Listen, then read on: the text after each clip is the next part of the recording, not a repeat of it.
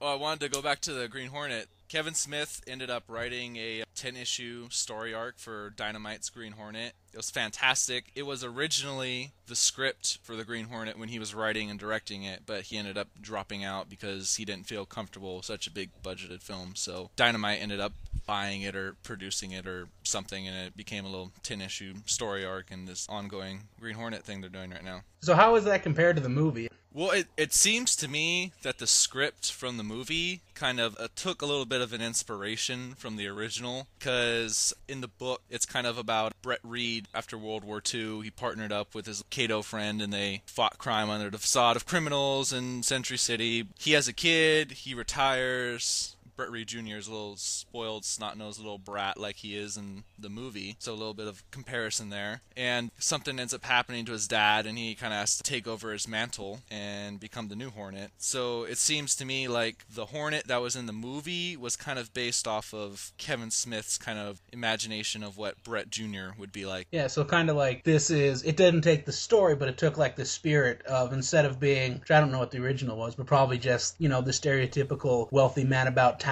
gets gadgets and fight crime. Like, they took Kevin Smith's version of little whiny kid eventually, living up to his father's dreams. Yeah, exactly. Smith's was very much a reimagining, or sequel, I guess would be a better term for it. You had a female Cato, which was nice, and then you had the old Cato, and he was like a mentor, and it was a pretty good run. They're on like issue 12 right now. It's no longer written by Smith, of course, but his work's available in like 1 or 2 volumes or trade paperbacks. Should be able to find them in any moderately sized comic book shop. You'll have to keep an eye out for that. Just a quick question. I haven't read it, but just from your perspective, are you glad the movie did what it did, or would you have preferred the Kevin Smith version be made into a movie?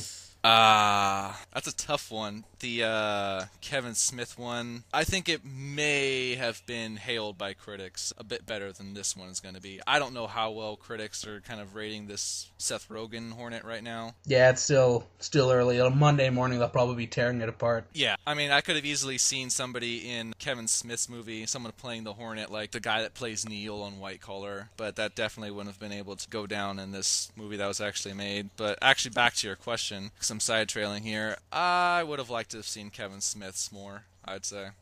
I think it would have been a better movie. All right. I think I'm going to go check out his comic then, because as much as I like the movie, if you'd recommend the Kevin Smith more, I'll go see it. That's the thing, because I can agree that the story might be better, but just from a directing standpoint, and I know this is going to upset people, I like Kevin Smith, and I think he's a funny guy, but I think his movies always kind of end up short of where they could have. And I'm not saying another director could do better, because it's his vision, but I'm saying that he tends to sell himself a little bit short by pandering to the audience a little bit. Any movie I've seen of his with Jay and Silent Bob, I mean, some of the time they're hilarious little cutscenes, but I'm specifically thinking of Dogma. I think that movie would have been awesome without Jay and Silent Bob, but with those two characters, it mixed things up a little bit. And that's what he was talking about, too, when they had offered him the Green Hornet movie, and he was talking about, oh, yeah, this is awesome. I love the Green Hornet. I want to do a superhero movie. And then he wrote the script, and then after he turned in, like, the second draft of it, he just started thinking more and more about it, and he's like, that's a lot of work for someone who does work like me. Spend 4 weeks shooting a 6-second action scene. Yeah, and he doesn't really do a whole lot of action in his movies. He said the perfect Green Hornet movie for him to make is just Kato and the Green Hornet just leaning against the Black Beauty talking and then going off camera to beat up a bunch of thugs and then come back on camera and start talking again. Maybe him doing a joint director thing where everything that's non-action is done by him, and then James Cameron comes in for the action scenes. I'd watch that movie.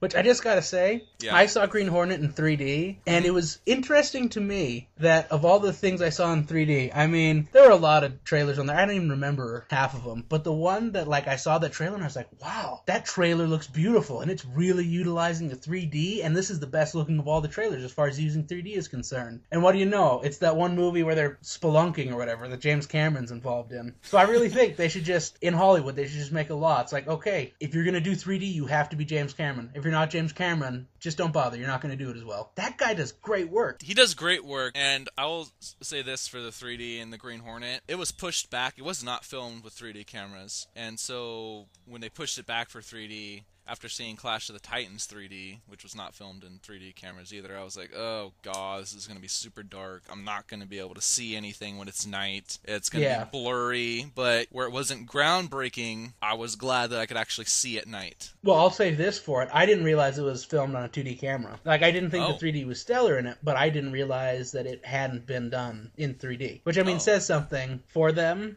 but yeah, I'm not liking the 3D trend right now. No, neither am I. I think it's a fad and it's going to go away in like 5-7 years. But if your theater has it in 2D, go see it in 2D. It's a great movie. It's not worth seeing it in 3D, though. The only reason I saw it in 3D is because our theater is tiny. They were only showing it in 3D. I missed the 12 o'clock 2D showing, so the only reason I went in 3D is because that was the next showing was 1:30 in 3D, and the next 2D showing was like 5 o'clock. So, yeah, so I guess what we're saying here is that neither of us are really big fans of 3D. Yeah, no.